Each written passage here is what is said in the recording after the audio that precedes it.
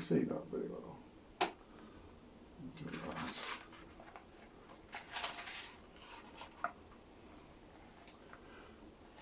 that. That pick up very well. It's quite a violent thing, really. But it's just, I don't know. It's, oh man, look at that one. It's nice. It's Leonardo there, and yeah, it's like the dynamics of Batman, who's sort of like teaching the turtles because he's such a badass, isn't he? Sort of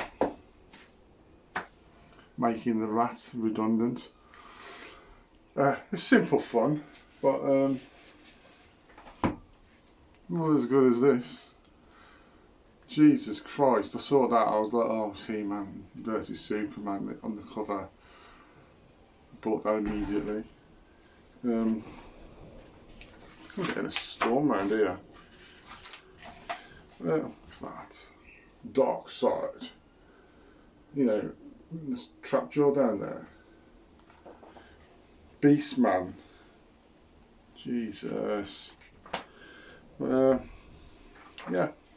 Based off the Injustice comics, which is not really a canon version of DC Superman. It's like an offshoot that became a computer game. But still, you sort of get the general gist. Kind of bad guy Superman. You know, the one that was flicking his own nuts. In the Superman film, Superman 3, he was flicking his nuts into the glass. Yeah, I'm aware of how silly that sounds. He turned evil, didn't he? And I think this is what this is basically. And who would win, Superman or He-Man? It's very German sounding, isn't it? He-Man, He-Man, Earman, Ram-Man. There's all sorts, isn't there? He-Man, yeah. Anyway, these books are really good. They feel really nice to hold as well. Nice hardbacks. I'll read these again, to be fair. But also liked, I haven't bought this one with me, but the Three Jokers. It's a black label comic by graphic novel by DC. Beautiful artwork. I think I'll get attracted to the artwork, to be fair. I know it's just silliness. This is interesting. This is an omnibus. Lovecraft. And it's the stories, they're so good. It's more about the stories, it's not superhero, it's like eerie stuff. You know, the story is portrayed very well in the comic form. It did actually work.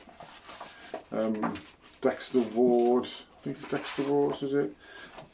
The Madness in the Mountains, was it? I can't remember. I've read all this actually, I forgot it all. So basically what happened was, I got this book. That's the full works of H.P. Lovecraft. Lovely book cover there, sort of silver embellished pages. You got your book stock and then bookmarker. And yeah, Dunwich Horror, that's what I'm reading at the moment. Yeah, so I've read near enough all of these. But Mountains of Madness, that's the one. In this, it's fantastic. It's just as good, it's just as atmospheric, even though it's like drawn like this. You know, it's not like super high quality DC comic book style. It's simple, but it's eerie because the story's like emanating through from off the pages. It's always doom and gloom and a cosmic threat to all of humanity. Lovecraft, it just makes everything, your worldview smaller and death imminent. But anyway, back to these though. Look at that. Oh man, what's on the back here, look. Oh, Cyclops. The Cyclops bloke getting his ass kicked by the Dark Knight. So yeah, there's a graphic novel of an independent He-Man graphic novel you can get. or omnibus. It's about £100. I would have bought it if I was more dumber than I am. I mean, when I read things like that, I have to suspend disbelief, which is quite hard. I have to rely on my imagination to try and make it more. It's like being an apologetic Christian for the material I'm enjoying. Do you know what I mean? I'm just like, well, he could have made that jump. Of course he could. Maybe he's got something in his Batman boots. Because you want to, you know. But it's like I wrote in a blog, wrote down that when I watched Spider-Man, you know, Tobey Maguire, he was actually ejaculating the webbing from his wrists, which was a bit weird. And that started to bother me, but eventually, you see him swinging around doing his superhero stuff, and you start thinking, actually, where are you keeping all that webbing? Is he like undoing like this latissimus muscle, because that's quite a big bulky muscle, maybe you could do that. That's doable, spinning the webs, but he's doing a lot. And then you thought he could just keep the webbing in his bollocks for all I care, because at the end of the day, you've got to just stop this and just enjoy the film, haven't you? It does get in the way with getting pulled into the believability of it. Like with Silence of the Lambs, the movie, not the TV show, but with the movie, I found I was just really engrossed because it just went from scene to scene, and then when you meet Dr. Lecter, it just fluidly, like a river, followed logically and perfectly, and there was no disbelief at all, and I was just completely immersed. That's a fantastic feeling, that is. Got over 100 graphic novels up there, so that's probably a bit too much brain rot. That's the key to it. I forgot to say, basically, with this, it is a fanboy fucking masturbation, because you just watch, you read it, you don't watch it. There's a film of it now, a movie, animated movie, shit.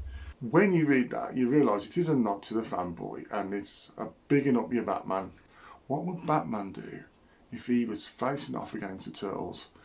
Now, we've all had these discussions in your Reddits and your chat rooms. Who would win? Batman? Could Batman take out Spider-Man, for example? Of course he could not take out Spider-Man. Why? Well, Spider-Man's got spider sense, hasn't he? So when he's about to be punched in the face, he'd know before he's actually fully thrown and committed to the punch. And he would move out of the way with super spider speed, and he'd jizz him in the face with some webbing, wrist jizz. And that's it, it's finished, because he's got super strength as well. One punch to Batman's face is finished.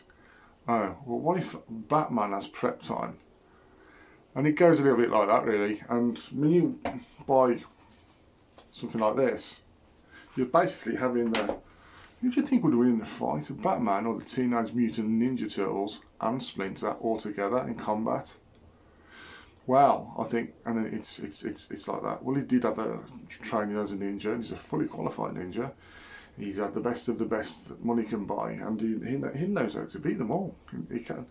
So you have to buy this to sort of find out and to assert that your hero can stand up well, and all the time, they draw, because they don't want to offend any fan base. But they have to work together to beat a more common foe, like a steroid bloke or a shredder or something like that, and you know it's going to happen before you've even bought the book. You know the story. That's what makes it so bad. That's what makes it so bad. I think that happens in the other one as well. Yeah, I think that happens in the other one as well. It's happened in the Doomsday Clock, I think. I've been selling this fight for like a year or two with DC Rebirth comics.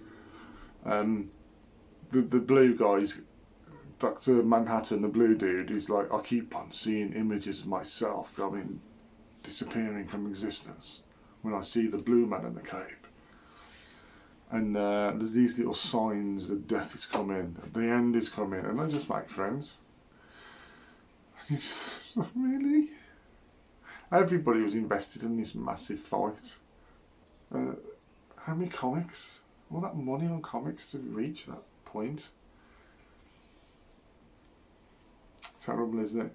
So that's I don't really read too many graphic novels anymore. A bloke dressed as a bat with a cloak, bat symbol, utility belt, ready to fight, jumps in front of you, is going to beat the living shit out of you, and you're a villain. Why don't you just shoot him? Just shoot him. That's the prop. Shoot him. Turtles come around, right, swinging their swords around and shit. Shotgun. Bang, dead, finished. So that's the point, really. That's the point where it all comes to a head. And yeah, that's what I ignore all the time when I'm reading these books. Ignorance is bliss. It's great, but it's the truth is always there. Just shoot the fucker.